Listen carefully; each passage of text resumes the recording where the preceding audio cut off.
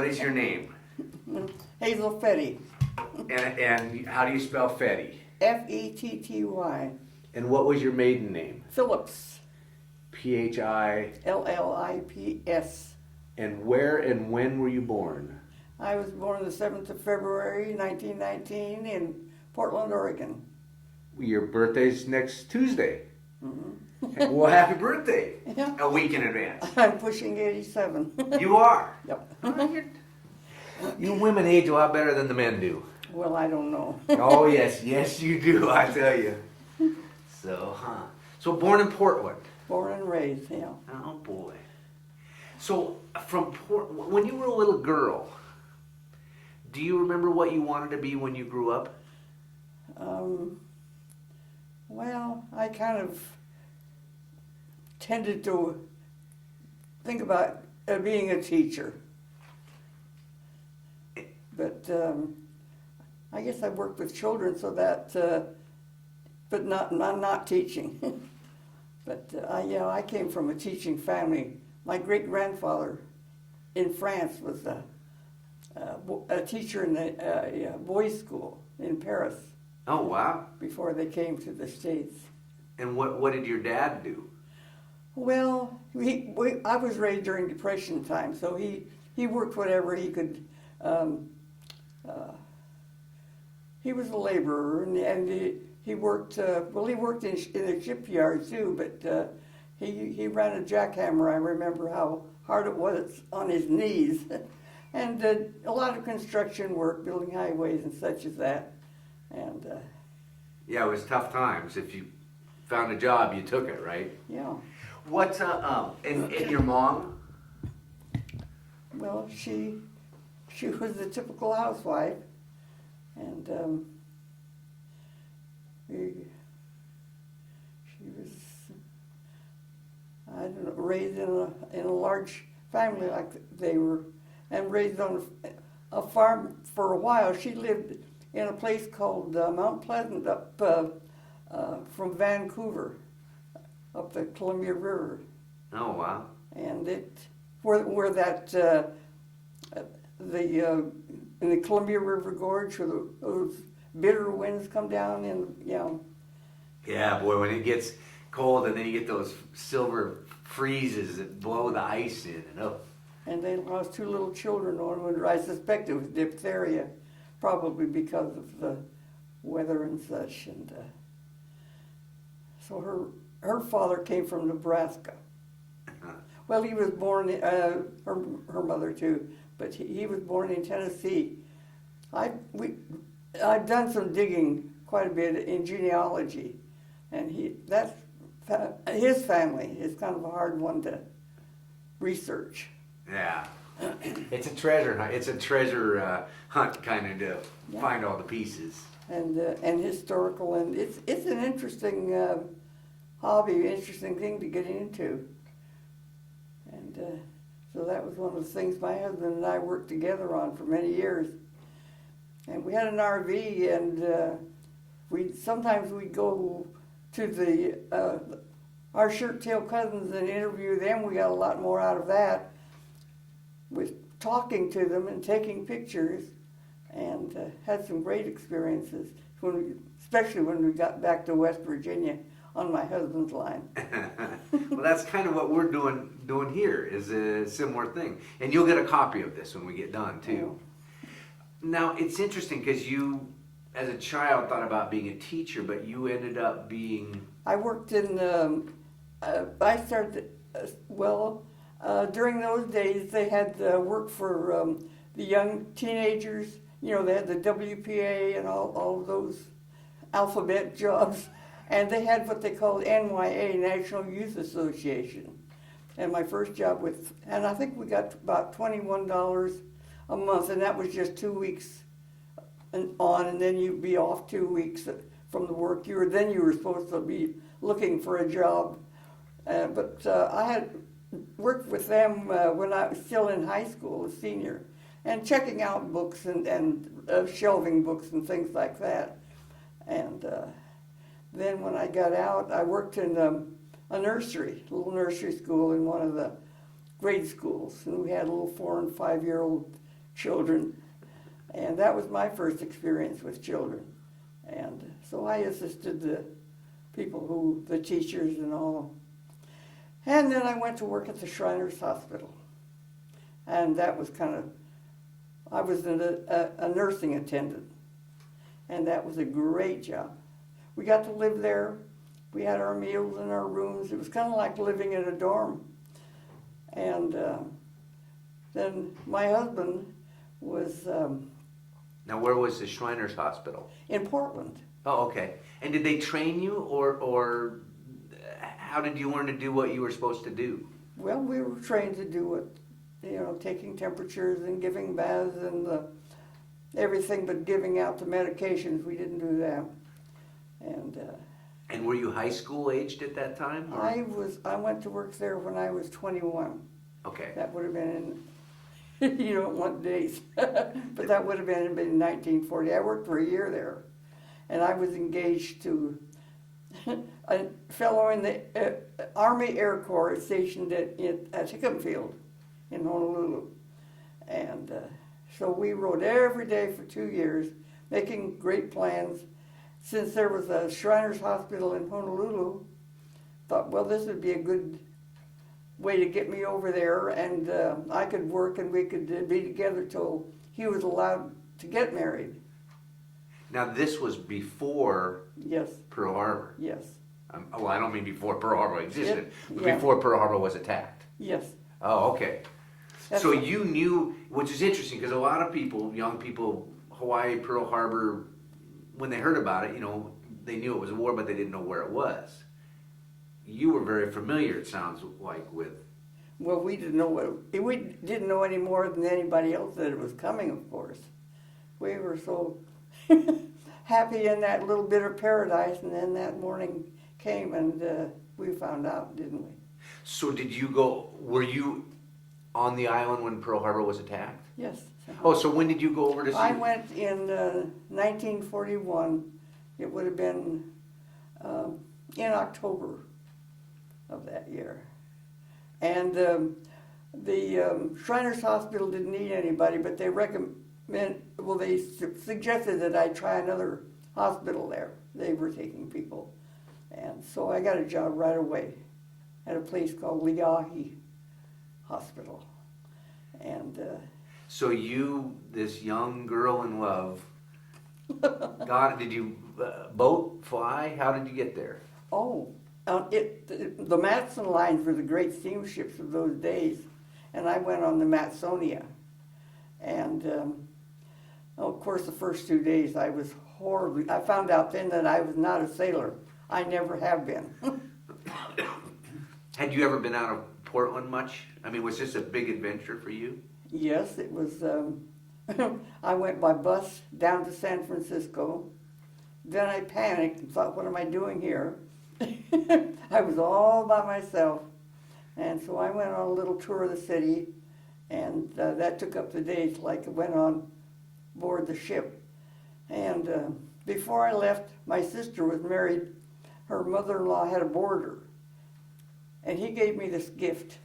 It was cylindrical shape, really lightweight, and he had my sister Jeanette wrap it up in tissue paper. He said, now, don't open it till you get on the ship.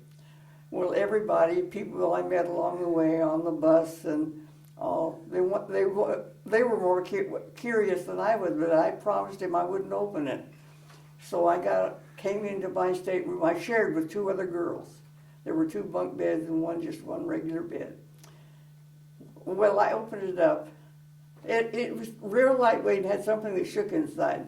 It opened it up and it was a Crisco can with a note in it, telling me that in case of an emergency, I should let nature take its course. And I said, oh, and I threw it in the trash can. And my new roommate said, no, you might need it.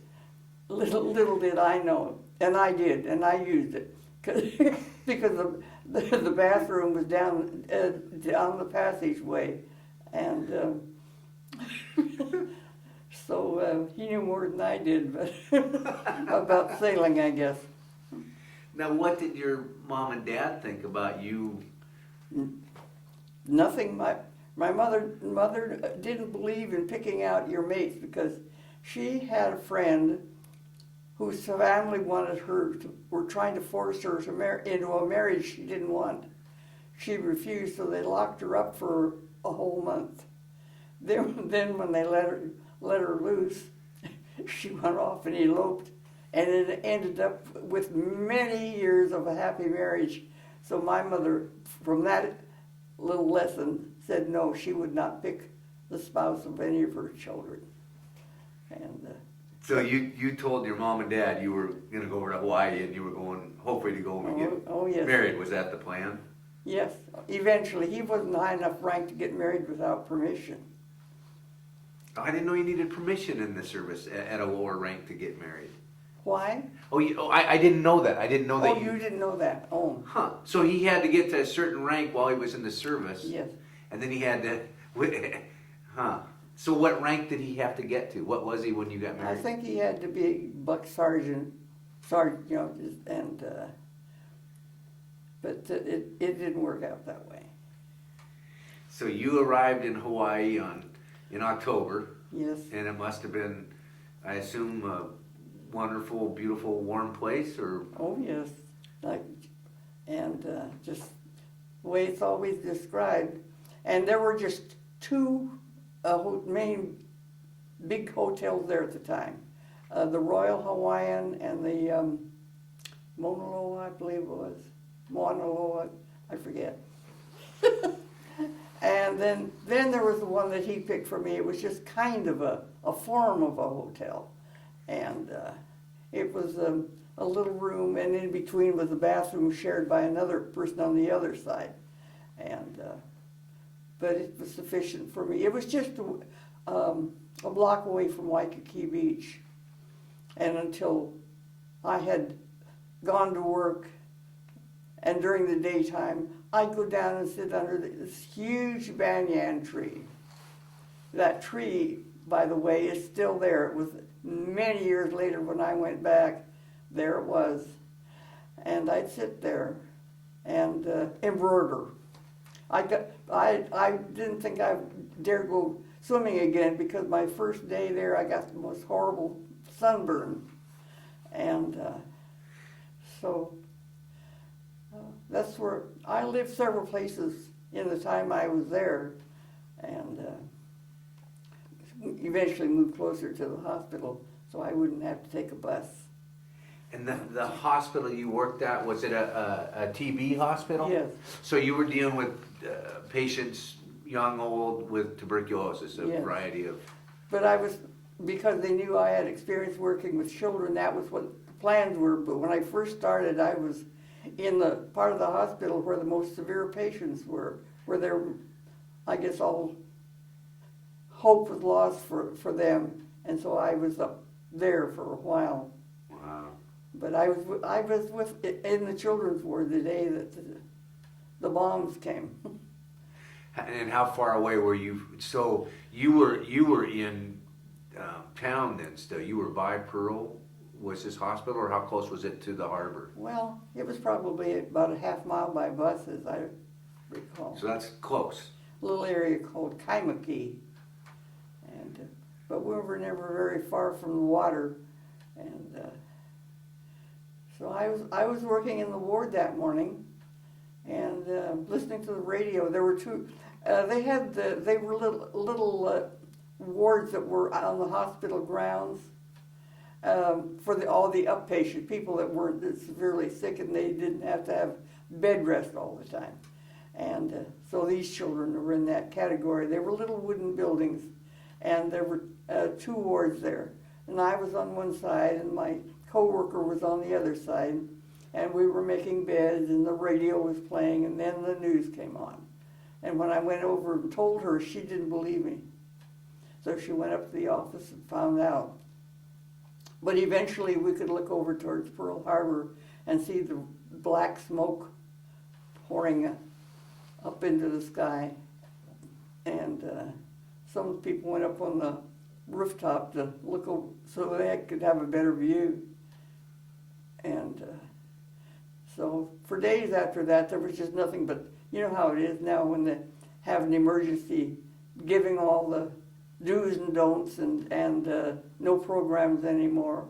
And of course, radio was just what we had then. So was that they came on and gave you all sorts of instructions? What were some of the instructions that? Well, we had to be blacked out, and people had to. They had, patrol the streets to see the people's houses were blacked out sufficiently. The place where I lived with at that time with a lieutenant commander's family, and their 2 little children, and the lady was a great knitter. And before she had got her windows blacked out, she knitted a sweater in the dark. She was that good. But they took one of the larger bedrooms, her little daughter's bedroom, and kept that as a bedroom because they didn't black out the whole house. And that was where it was turned into a little family room for when we'd all be together. But I need to move your mic it's interesting because it sounds so factual as you describe it. Did fear take over? I mean, did you really realize that you were... Well, first of all, I thought, who do these people think they are? You know how superior the Americans can be? Well, this is my attitude. These little people, who do they think they are? And then as it went on, it was worse. Then I realized that there was more to it. And we couldn't go home that evening. We had to stay... I was working daytime at that time, and so we had to work late, and then it was, because we couldn't be out on the streets after dark, we had to go over and stay in the nurses' quarters, and there were these skinny little cots. They were, a little skinnier than a single bed, and we were all doubled up, sleeping like spoons, and this one lady, her name was Louise, and she began telling me some of the things that were happening. And I said, I knew that if something happened to my fiance, that I would not be the first to know because his family was the next of kin. I wasn't because we weren't married. So then I started to cry, and I was softly crying, and after a while she said, okay, Phillips, shut up and go to sleep. You've cried enough, so that was the end of that. But it was quite a number of days before I found out what happened to him. And then one day she said, oh, come on and go home with me. So now, what did happen to him? What did happen to him? Yeah. Okay. He had just come off duty. He was where? He was at Hickam Field? Yes. Okay. He'd been on guard duty. And he had just come off, and he had seated himself on the side of his bunk, taking his shoes off, and he glanced out the window. Actually, they were just screened. There was no glass in them. They didn't need any. And he glanced out the window and saw these planes coming in, and he saw the rising sun insignia. And he knew immediately what they were. Apparently, they must have been taught what to look for in foreign ships. And so he grabbed his buddy, George, and they ran out and the end of the building and ran across the road. He wanted to go out because the planes were all sitting like they were sitting ducks, and they wanted to disperse them and scatter them around. Well, as he ran back across the road, his friend panicked and ran back for the barracks. And in that moment, the planes after they did their bombing, then they went to bombing Schofield Barracks and the other Army installations and swung around, and they were strafing their barracks. And George was the only one of our friends who was killed that day. And just the week before, the 3 of us had gone on a trip around the island, not knowing what was ahead. I was going to say, so you didn't have any feeling at all of this imminent potential war coming on. You were just in a No. paradise. Well, all of the high-ranking naval and army people had no idea what was in store. They were just caught like sitting ducks, weren't they? So, Yeah. yes. So it took you a couple days to find out that your at that time fiance was okay? Well, it took more than 2 days. It took, I don't know. But the day I went home with my friend, that was the day he came over to see me. Nobody knew where I was. My landlady, nobody at the hospital. And where were you? He came, what did he look like? Well, he looked awful. He needed to shave, and he didn't have a pair, other than the clothes he had on him, he didn't have anything. He was very tall, and the pants he was able to get a hold of were too short, so he tucked them into some boots so they would look military, and so he came a few days later. I was sure to stick around after that, and but it was getting to be too stressful for me. I thought, I've got to get out of here, so I spent the night with his friend, and so eventually we got. And then he said, well, what do you want for Christmas? We'd been planning a special day to go shopping for our family on the mainland. And I said, I don't want anything but you. I said, to heck with it. I said, let's get married. So that's we got married without permission. By then it didn't matter anyway when he finally told him, because the people that they were drafting back in the States were a lot of married men. So all his commanding officer said was, how did you get that schoolgirl out of school to get her over here to marry you? And I said, you show me who he is and I'll tell him I'm not a schoolgirl. Because by then I was 22. I thought I knew it all. So you guys just had a little private wedding? Well, a friend at the hospital lived with this Baptist minister in the area, and I'd been with her a time or two to the church, and it was just a very nice, comfortable little church. He worked during the daytime to supplement his income at Pearl Harbor.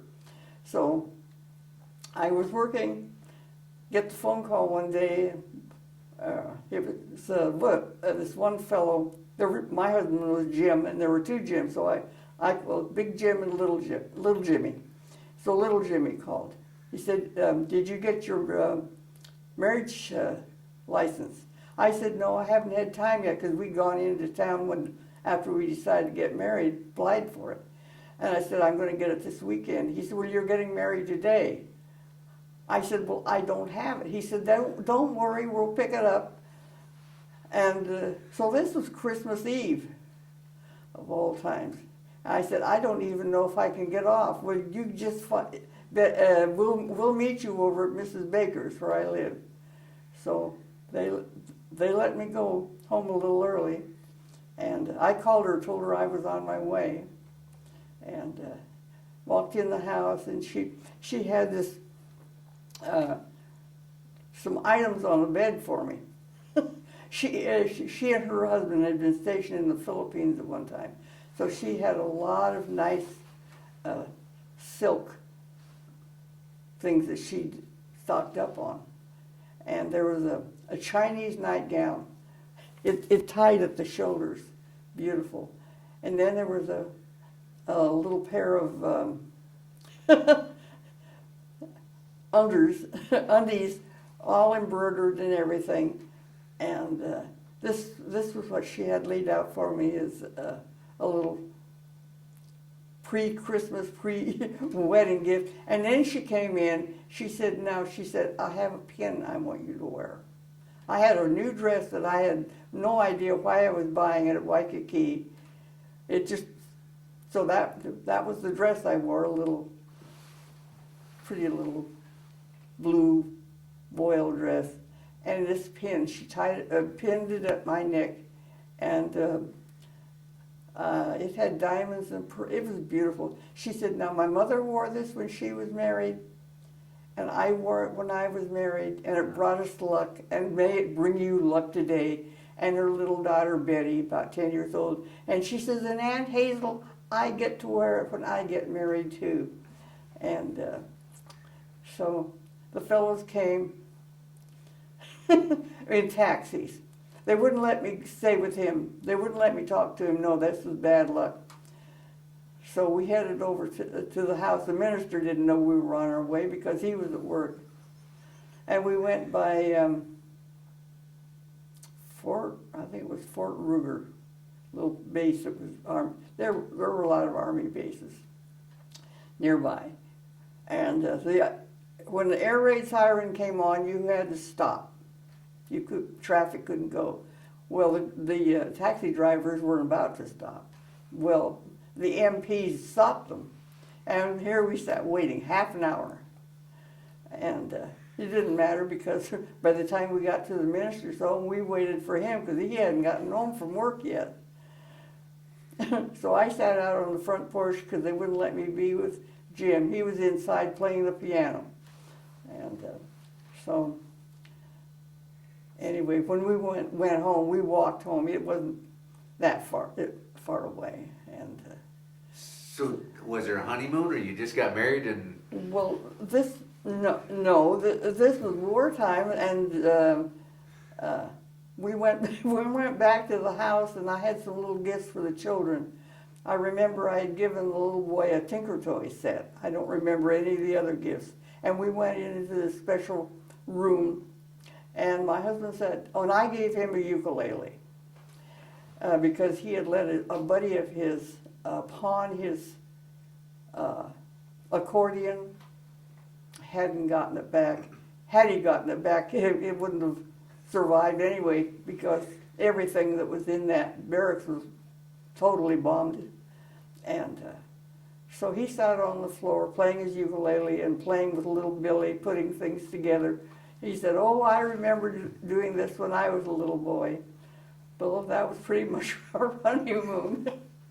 And the next morning, he walked me over to the hospital and said goodbye, and we didn't see each other till a month later.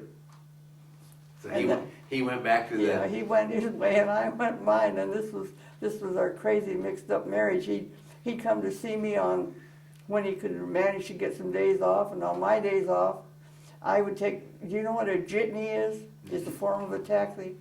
That's what I took, because by then, his group was transferred over on the other side of the island to a place called Bellowsfield. So I would take the jitney over to Bellowsfield, and of course the people, all the military personnel didn't know whether the Japanese were coming back, but in between times these fellows were having a great time, and one day they decided I was going to be their, what do you call somebody, I can't remember. Anyway, they decided they were going to dress me up in all this gear. There was a picture that Dennis discovered when he was looking at my memorabilia the other day. I'm dressed in a helmet. I have a gas mask and a rifle, and I could hardly stand it. The stuff was heavy. Then they thought I should have a uniform, and I said, get this stuff off me. I said, what if one of the officers comes by? And so that was one of our silly times, and I'd go out there, and we were back to writing letters again, back and forth, and oh yeah, because even though you were yeah. just across the island, basically, you still, wow. So I assume that a lot of the other guys at that stage weren't married then. no, nobody believed that Jim was going to get me over there. Thought this was just a crazy dream. Oh boy, did he want to show me off. And I was treated, women were in the minority, of course. And when I go down and sit at the beach, I had all kinds of offers. People would come, do you mind if I sit here? And I said, I thought, can't they see my sparkling ring here? And so Yeah, I just felt like I was a queen on a throne. They just treated me with great respect and Were they, even though they were flirting with you, were they more courteous back then than you think they are today? I mean, were women treated differently? yes, people didn't have what I would call loose morals today. We didn't. People didn't think of living together before marriage. Nowadays, people have it all backwards. Yeah, you didn't even get the day you got married, they wouldn't even let you, they kept the two of you separate so you couldn't see them again. Well, which nowadays, they don't even think of that anymore. well, this one fellow, Jim Weed, he was, but it was, so that we never thought we'd have a honeymoon, but it turned out we had a belated honeymoon when he did come back from overseas eventually. So where did he end up? Where did he travel to? Yeah, the South Pacific, Solomons and all in there. And there'd be days that went by and I wouldn't hear from him. And I think, gotta keep a stiff upper lip. Everybody's going through it. I'm not the only one. And then there'd come a day when I think, I don't think I can stand it any longer. And the next day a letter would come. But he had malaria out there. His buddy Jim, he says, I saved his life. He said he was lying sick in that tent. Nobody knew anything about it, and the medics were on the other side of the island. So I went over and got somebody and said, you know, Fetty's lying in his tent over there, sick. And but he went off on a couple of missions. There was one where they hadn't expected him to come back. They got in a fight. He got a Japanese zero for sure on that day and a probable on another time. And their right aileron was shot off. And back at the base, they weren't expecting them to come because their gasoline was running out, and there wasn't any hope for them. And at the last minute, they came limping back, and I said, were you afraid? No. Well, sometime later, I talked to one of his friends, and I said, was he really not afraid? He said, well, I'll tell you. He said, I saw them when they came back, and everybody got off that plane just shaking. He says, Fetty got off and picked up his gear and just walked away like nothing had happened. And I said, well, now, I guess he wasn't afraid. But he was supposed to be in the turret, but the fellow in the belly was scared to be down there because that's a vulnerable place to be. So that's where he was. He said, I had the only job where you could lie down on the job. It's interesting because, again, how much things have changed. It must have been, you heard about all of where they went after they went there. So you had the worry about the unknown. Well, all the letters were censored anyway. I have a few that were, they just snipped a little word or paragraph out. But in some cases, I could guess what it said anyway from what it said before or afterwards. And I thought, well, that's nothing to be censoring anyway. So did you two figure a code out at all? No. No, so you just... So did you stay over in Hawaii all the time that he was in the service and worry? No, they wanted to get all the wives and children out of there. And so that was pretty interesting. I was sick the whole time coming back because the ships were zigzagged, and it took an extra day to get back. They didn't want. They wanted to be sure to throw the enemy off. Not so much as a matchstick was able to be thrown overboard to leave any record that an American ship had come through that area. But all those wonderful cruise lines were turned into troop transports, and when I went back, there were 3 groups of bunk beds, three tiers high. There were three women, nowhere. There were 4 of us. 2 of the women had, one woman had 3 children, one had 2 little boys. The other woman was pregnant as well as being seasick. I was seasick and didn't have children or any on the way, and So that was the number of people that were put in a room. in that stateroom, yes. Wow. And the water was salt water. You couldn't work up a lather. It's frustrating to try to wash yourself, and so the only soft water they had on board was for the mothers with little babies, and they had to carry it in buckets. And the night before we arrived in San Francisco, this lady that had the little baby in our stateroom brought me and the other sick lady buckets of water, and that was so special. So when they sent you to Portland, did the military send you, or did you have to? So they sent you. Yes. Here's your ticket to San Francisco. You went to San Francisco? Is that Yes. right? So did they just dump you in San Francisco, or did they take care of you? We were met by the Red Cross, and the lady took my arm as if as if I'd been right there among the bombs. Well, one woman, I remember telling her story. She said she didn't know whether to stay inside or go outside. She stood in the doorway, holding her hands on the sides of the door jamb to steady herself.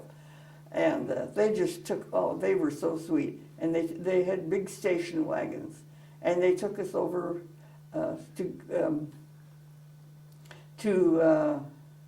the ferry landing. Take the ferry across to Oakland to put. Then we went on the train to our destinations. But when I was thinking about it, because I'm in the process of writing my memoirs. The train trip from Oakland to Portland, I don't remember much about it. I guess I was just kind of recuperating from all those days of lying in bed sick as a all get out. Yeah, I would imagine. Oh, sorry about that. Let me turn this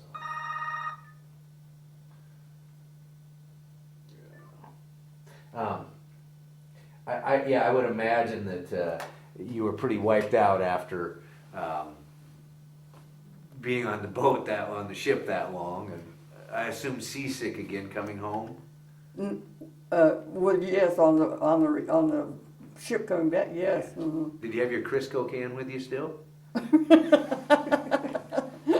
No, but we did have a bathroom, right? Didn't have to go down the corridor to a bathroom for that.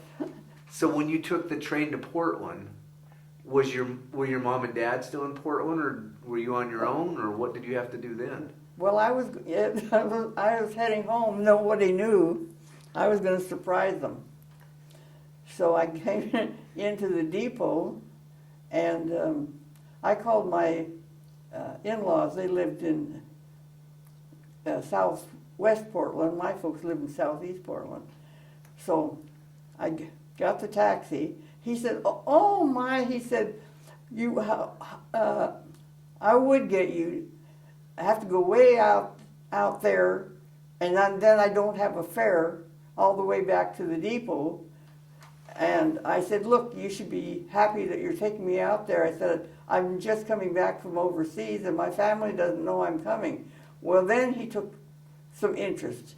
We pulled up to the house, and my mother came flying out. She said, "Hazel, Marion, I knew you were coming." And I thought, she just had a sense about things. She wasn't surprised at all. And he stood there taking it all in. And finally I said, "Well, aren't you going to unload my baggage?" So. Now, did they know you were married?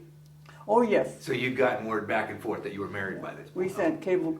Well, there was a lady that lived next door to my landlady who worked for the cable company. She came over one day and wanted to know if we wanted to send cable film to our families, and it was just a one-word sentence thing that we were fine, and that was all they wanted to know. But when I guess one of my sisters said that when my mother heard about the bombing, she burst into tears. She just knew something had happened to me. And when I heard that, I laughed, and later I thought, how could I have been so heartless? She was as worried as I was. And when you don't know, it's worse. Yeah. You know. So what did you do when you got back to Portland while you were waiting for your husband? Well, I stayed home. Like there was just it was hard to find any place to rent, so that was what we did. We always went home, and eventually I ended up at the Oregon shipyard. My father and brother both worked there, and my girlfriends kept telling me, "Oh, you can get a job at the office." They're good jobs, so I applied and got a job right away, just a little file clerk, and there weren't many fellows going overseas yet, so it was kind of a rare thing. And then they were all treating me just like pure gold, and this one lady, she came in. She put this little clipping down on my desk one morning. It told about my husband experience. You know, he shot down this Japanese Zero, and he'd gotten this special award. I said, "Where did you find this?" Found it in the Oregonian. The next morning she came in with another clipping. I said, "Where are you finding these things?" I said, I haven't seen them. And then there was the one that had the picture of the whole crew. My brother said, "Well, why don't you go down to the Oregonian and see if you can get a good picture of it?" They'd have it. I said, "I can't do that. I'd be afraid." He says, "Well, if you don't, I will, and I'll keep it." And I knew he meant it. So I screwed up some courage, and I went in and I presented myself and told them. And they said, well, yes, they would make a copy of it and charge me $1. Be ready the next day. I went the next day, and they had two. There was one little thumbprint down in the right-hand corner. It didn't matter at all. So they made another copy. So I ended up with two copies. I don't know what size those are, for just the price of $1. Boy, that's pretty exciting. I mean, especially then, because communication was so different than it is. I mean, now you can get on a cell phone, you can email. Here you were working in the shipyard, and your husband's way over there, and the Oregonian does the article and has the picture of him. Yeah. I mean, how lucky could you be to? And he looked so pitiful in the picture. They'd gotten him out of his tent when he was sick with malaria by the time they were taking that picture, and it looked like he needed to comb his hair. And I think he needs me to cook him a big pot of spaghetti or some chili beans or something. Now, did how long were you two separated then? You being back in Portland and before he came back stateside? It was about a year, which I guess wasn't too bad. And I came back. I left on Easter Sunday. It was in April, and he was back by 1943, and so. Was that hard, or as time went by, it got easier, him being away, or did you worry about him every day? I mean, was it a thing that just overtook you, or? Well, I didn't know what he was doing, so I guess I tended to have spells. They would, I'd go for days, and I think, oh, I'm doing really well, and then I think I just can't take another day of it, and then I'd have a letter. But he couldn't tell me much. He said, oh, it's exciting, but if you knew, but I can't tell you anything. And he went to, he went to New Zealand twice. He went on R&R, and then he went there to a hospital eventually. But he met this, he and a friend of his went to a florist shop to send flowers. I know I got flowers and some roses, I think. And they met these two they were more like schoolgirls, about 15 or 16 years old, and got acquainted with them. And So eventually he met this one girl, her name was Gladys. And she was the oldest of a large family. And he'd go to the family and they'd play cards every night. And I thought, that family was really smart. They'd have the young fellows come to the family to visit. So years later, we kept in touch with her. All those many years, and in about 1987, I said, this is it. I said, remember the song, It's Later Than You Think, Enjoy Yourself? I said, we're going to New Zealand this year. And it worked out, that was the only time. I mean, after that, his health went downhill so badly that we would never have been able to have done it. And we had a trailer, and we knew how great that was. And you could rent motorhomes over there. And this couple had a trailer, so we said, how would you like to go RVing with us? So they thought it was a great idea. We get there, and they said, we can't go right away. You have to stay overnight because of the jet lag. And that night, when we're getting ready for bed, he said, they think they're going to go with us in the same motorhome. And that was, when we told our friends we were going to go together, we met in each different rig. He said, you think we should tell them? I said, no, let's not. And it worked out very nicely. There was plenty of room in there. And as it turned out, my husband didn't have to do that much driving on the right side of the road. Yeah, I never got used to that. Although he had experience doing that when we were stationed in Japan. When you were at the shipyard, did you stay at the shipyard very long? It was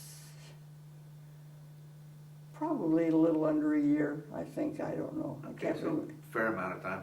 Were there a lot of women working in the shipyard when you were there? Oh, yes. So now you were up in the office, or were you down on the? I worked in the office, and they had these buses, shipyard buses that took you, but they weren't heated, and in the cold weather, in the wintertime, you froze on those buses. And one day my father said, how would you like to ride in the truck that I go with?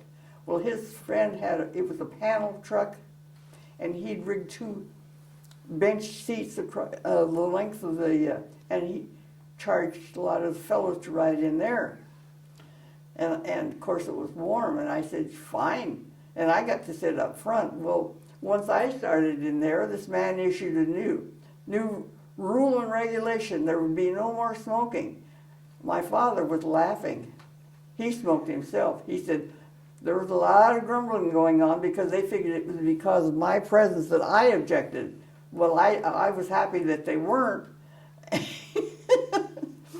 And so I got to work a little bit, about half an hour early, because the shipyard workers started work earlier than the office did. So that was when I started doing my letters. I'd be sitting at my desk when they'd all come to work and have a little quiet time. Wow. Quite an adventure. The little girl from Portland grows up and heads over to Hawaii, and it's amazing to think. I mean, because especially the way travel was then, and then to get to Hawaii, to get married, to come back, and to wait and wait and wait, for your husband to come back. It's always, hurry up and wait. Even for the non-military people married to the military, hurry up and wait. Yeah, but I don't know but he remained in as a career man, so he was in for 30 years. Wow. So when you marry a serviceman, you might as well be married to the military too, and that was we had raised 3 Air Force rats. Wow. And it didn't hurt them any. In fact, most of their teachers seemed to think they were a little better educated than the children who stayed put. And I wasn't sure about it, but